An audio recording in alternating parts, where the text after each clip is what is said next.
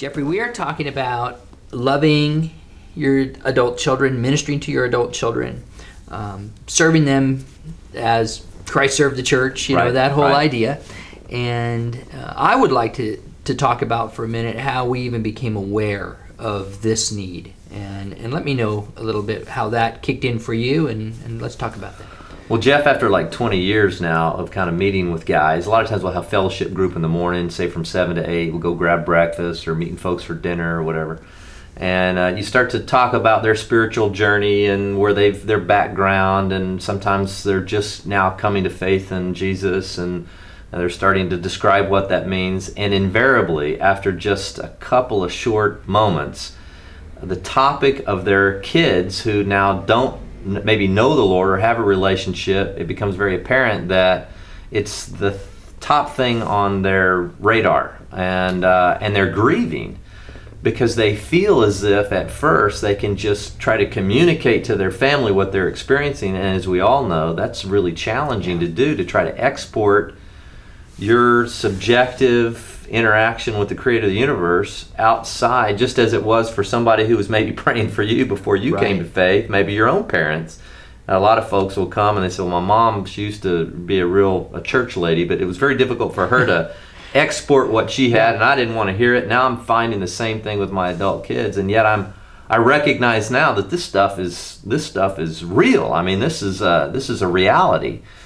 And so I think it just became increasingly apparent to me over time, and same with you as well, that how do we deal with this? What do we do? Is there hope here? How do we proceed? What strategies can we use? And a lot of times it was amazing through the years. I'd have various people, oh, if my kids are coming in, if they could just, maybe you could go play golf with them or meet with them, as if somehow maybe my spending some time with them would rub off on them or something like that. And occasionally, you know, those things can happen, but I think it brought me to a point that I really had to go to the scriptures for some insight into how to give maybe strategies, too strong a word, but at least hope, encouragement, a sense of destiny in their own lives and their kids' lives, and the fact that God was concerned about everything that came into their sphere, and the gospel was all-encompassing. It wasn't just about eternal salvation, but it was the fullness of everything that concerned them. And then through our dialogue over the last year or so, it became increasingly apparent that we needed to address this issue. So, well, and I feel like in some ways, as you become open to the Lord setting you up for this, you become a magnet for these people. You sit down to have an easy cup of coffee with somebody, and there we go again. You're in the middle of that conversation. Exactly. And at the bottom of it all is faith, and is my child walking with Jesus. But above all that is the layer of waywardness and addiction and impurity, and it's some really difficult, entangling things that their children are wrapped up in, and it does cause them to grieve, and it does cause them to hurt. And it's great to offer hope, and yet at the same time, there are some practical aspects there too. How do I speak into my child's life now that they're not under my roof? So I'm glad that we're able to spend some time looking at this issue, because it is a need that maybe hasn't increased. I mean, parents have always had their children on their hearts.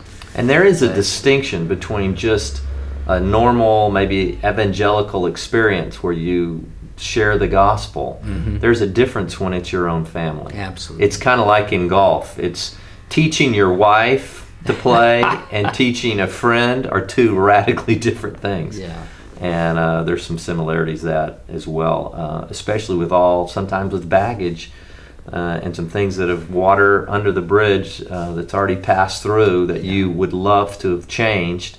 Maybe even abuse or physical, verbal, whatever. Maybe a lot of times you'll meet with people that, I was an alcoholic when my kids were being raised, and the Lord set me free from that, but my kids still know the alcoholic. They don't know the new man. So it's something that I'm excited to look at in this book that we've got coming up. Yeah. Well, and I think that's a big piece of the hope too, that you're not just giving hope that the child will respond favorably, but hope to the parent that they still have the ability to speak into the lives of their child. Absolutely. That the Lord is restoring them to a place of being able to do that Right. as well. So. Right.